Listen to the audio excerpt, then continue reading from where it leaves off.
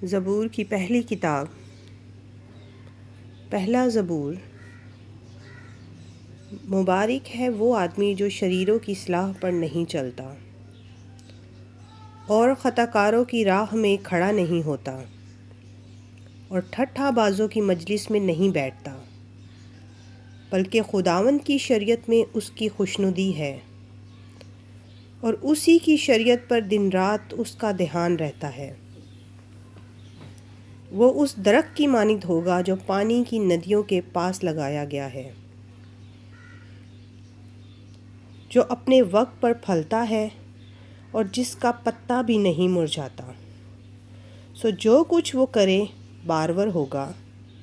शरीर ऐसे नहीं, बल्कि वो भूसे की मानिंद हैं जिसे हवा उड़ा ले जाती है।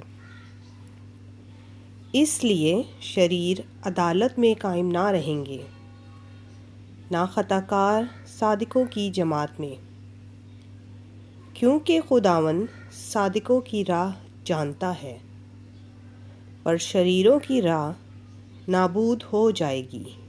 आमीन।